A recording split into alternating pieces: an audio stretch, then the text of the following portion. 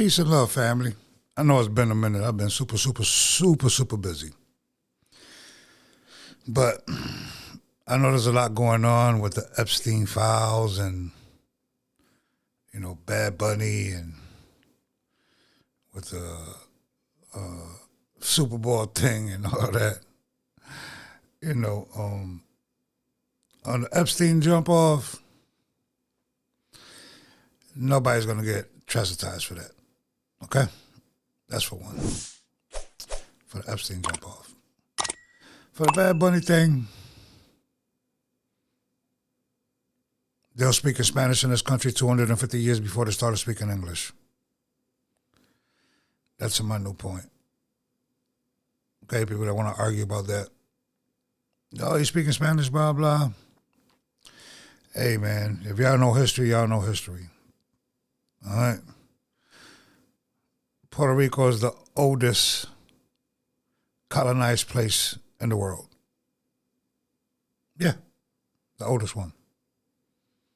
So, I don't know. But we're going to get into something that I want you to see while they're distracting you over here. They have a bigger plan in place. Yeah, bigger plan. Colonialism. They want to colonize people again. And it's funny because the person that's pushing for the colonization of people, he thinks he's something that he's not. Let's get into it.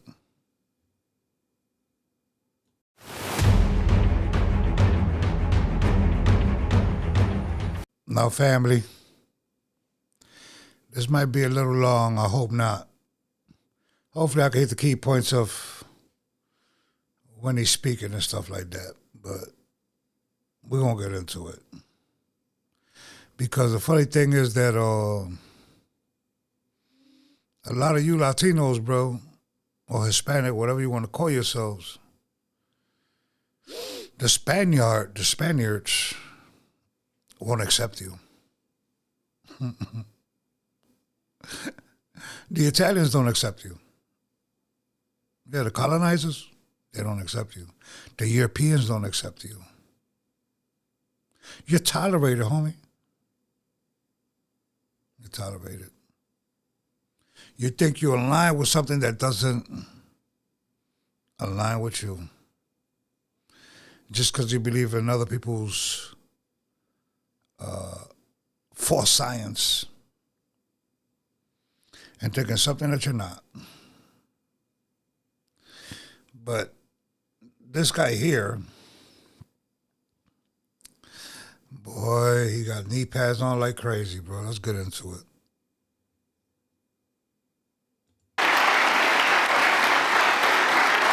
Thank you.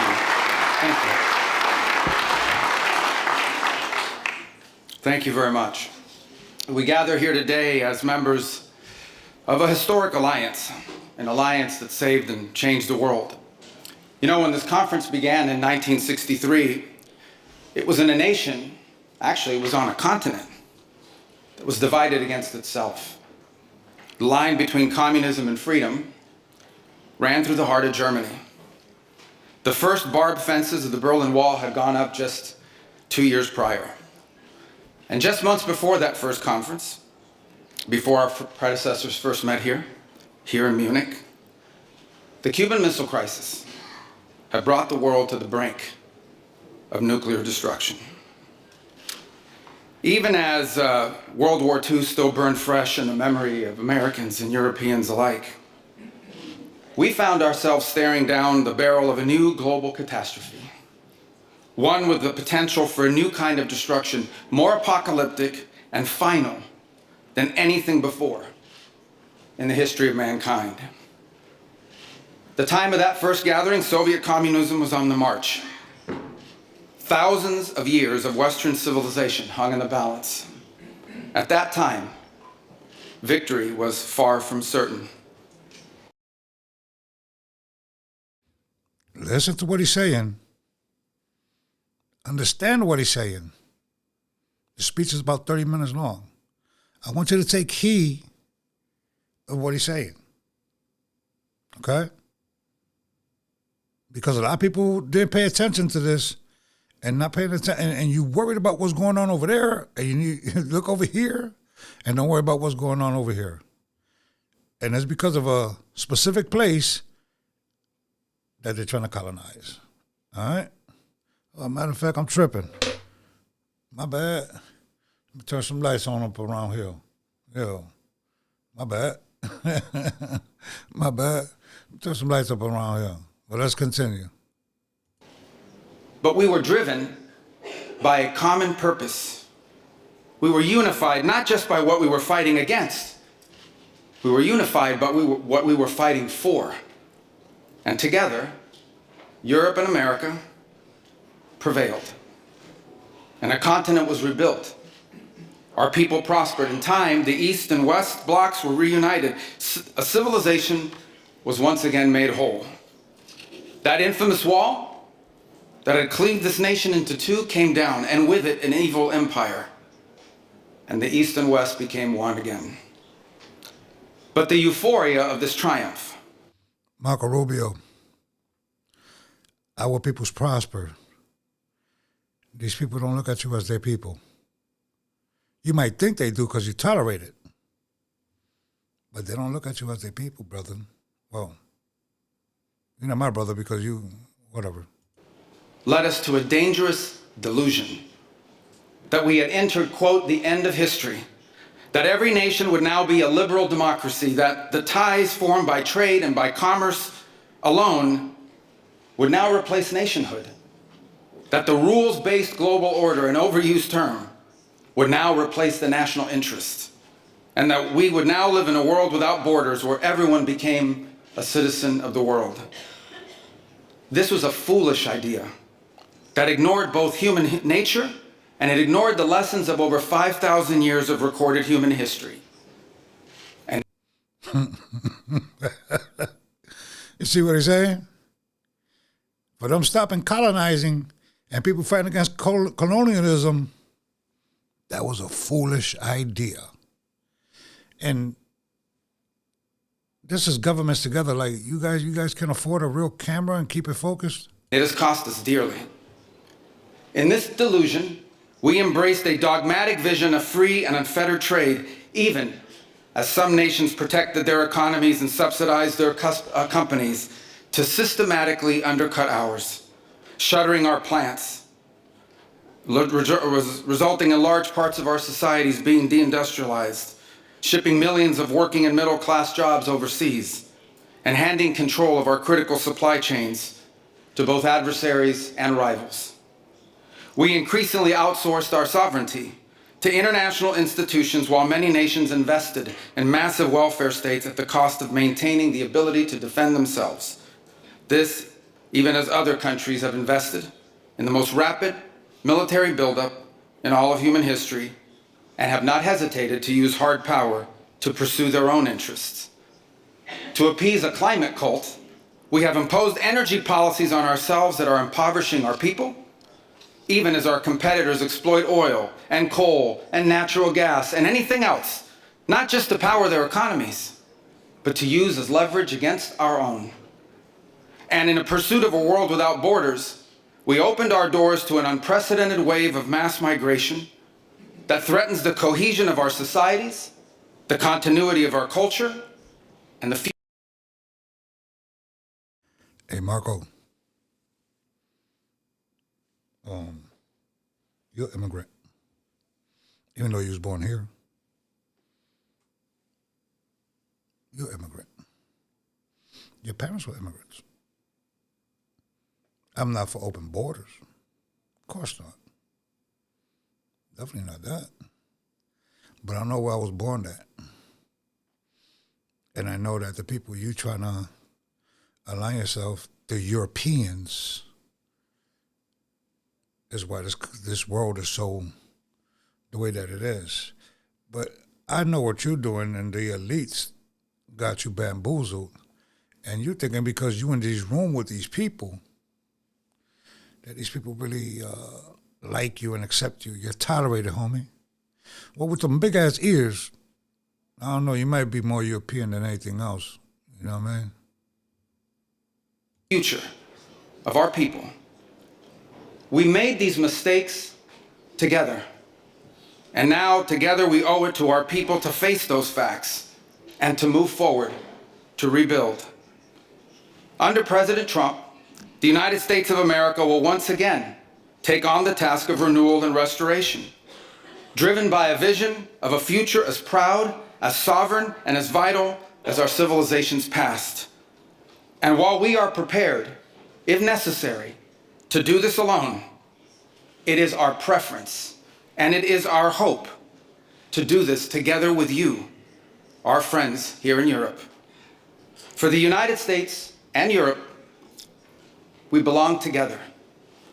America was founded 250 years ago, but the Marco, America can't do it on its own. America's broke. So you need the Europeans. You ain't say that part. You want to act like there's a friendship and all that, right? Let's continue. roots began here on this continent long before. The men who settled and built the nation of my birth arrived on our shores carrying the memories and the traditions and the Christian faith of their ancestors as a sacred inheritance. Those ain't your traditions. Oh, man. Oh, my God, dude. Oh, Marco Rubio. Do you know that white supremacists won't even, don't even look at, you can't even get in with the white supremacists, homie?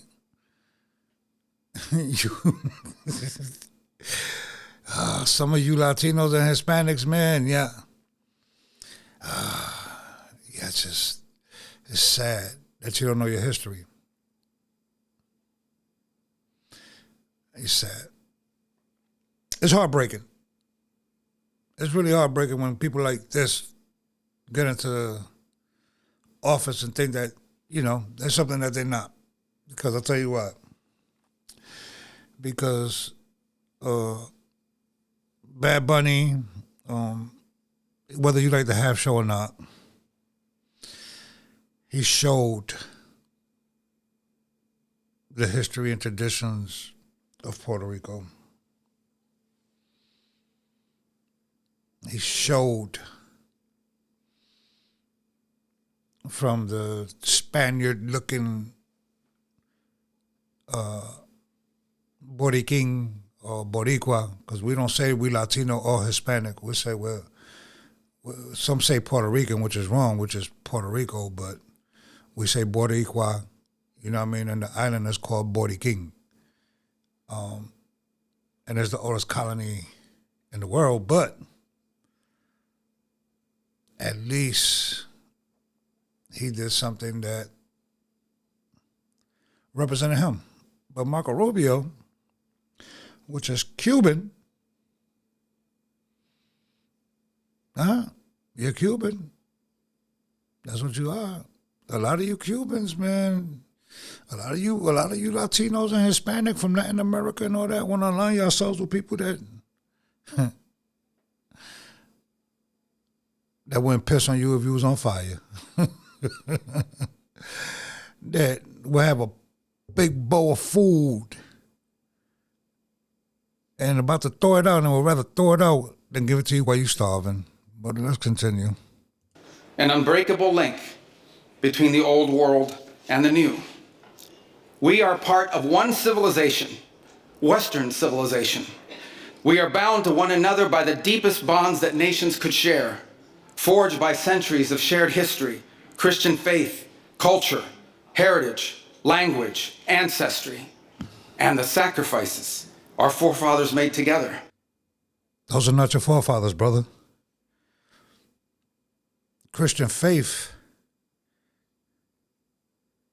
plus chattel slavery, the Atlantic slave trade. A lot of you black and brown people are so misled are so against each other, and y'all just branches of a tree and don't even know it. Because y'all don't do your own due diligence, your own research, y'all don't do none of that. See, we too focused on where we at than where we got dropped off at. Yeah. You know, it's funny. It's funny. It's funny. It's very, very, very funny. Let me tell you something. You have the Red Indian, then you got the Black Indian. For those of you that don't know history, not all we say so-called black people was brought here on slave ships. Not all. Some are indigenous to the land. A good portion. I guarantee you that a lot of y'all can't even tell me where the most black people stay at. Where's the most? So-called black people. A lot of y'all would say Africa. You're absolutely wrong. It's Brazil. That part. If everybody came here on slave ships, they just say everybody came here on slave ships. Right? But if everybody came here on slave ships, you have to... These were wood ships back then, okay? It was easier to go to Brazil, and it was harder to come up here through the straits and all that to get up here. So it was basically impossible, you know what I mean? Because all the bugs and all that stuff that'll kill you, plus the, wildlife and all that stuff at that time, they will kill a lot of people. Try to make it here. Just like the water with the storms and all that will break them boats apart. It does it to metal boats, so what make you think it'll do it? It won't do it to wood boats. But these elites got people so bamboozled thinking that they're something that they're not. This guy's pushing for colonialism. A so-called Hispanic Latino man is pushing for colonialism. The same thing that destroyed their ancestors and other people's ancestors. This is the time that we live in 2025, people still want to colonialize people. Let's continue. I'm sorry, this video might be a little bit long, but I'm not going to get through his whole speech because you see, it's already 5 minutes, and YouTube make you dibble and dabble and stop it and all that stuff, but we'll continue. For the common civilization to which we have fallen heir. And so this is why we Americans may sometimes come off as a little direct and urgent in our counsel. This is why President Trump demands seriousness and reciprocity from our friends here in Europe. The reason why, my friends, is because we care deeply. We care deeply about your future and ours. And if it... Marco, you was born in America, but you're 3/4 of a man, homie. You're not. The forefathers was the forefathers for white people, whether y'all want to agree with it or not, but that's just the truth. But let's continue. That's their forefathers. You just was born in the country of their forefathers. At times we disagree. Our disagreements come from our profound sense of concern about a Europe with which we are connected. Not just economically, not just militarily. We are connected spiritually, and we are connected culturally. We want Europe to be strong. We believe that Europe must survive. Because the two great wars of the last century serve for us as history's constant reminder that ultimately our destiny is and will always be intertwined with yours. Because we know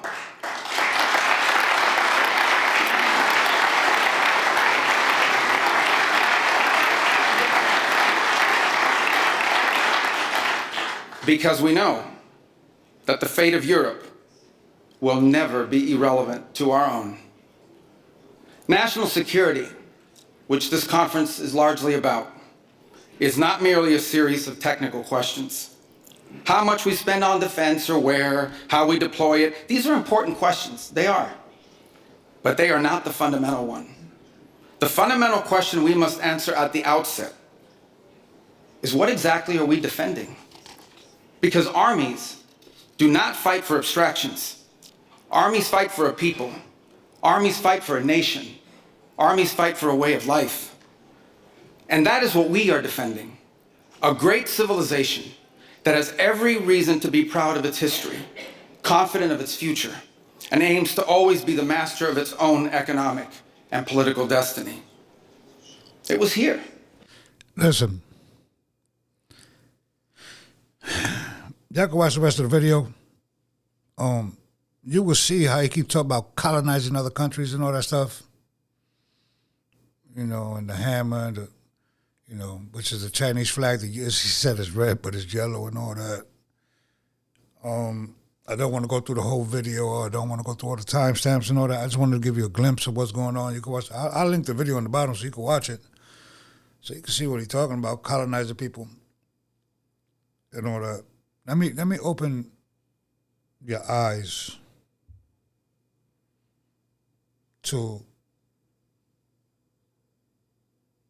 Latinos and Hispanics that want to align themselves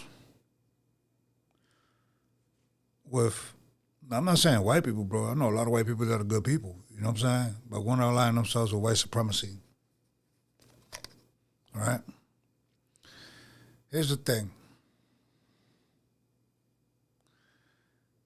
You're tolerated.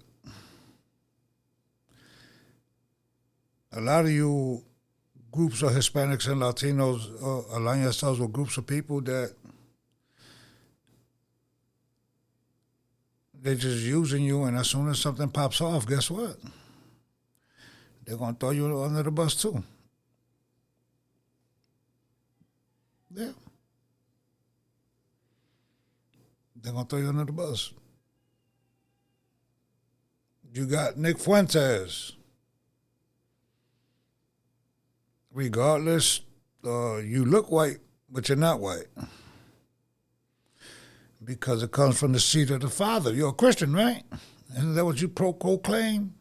Christianity? You read the Bible?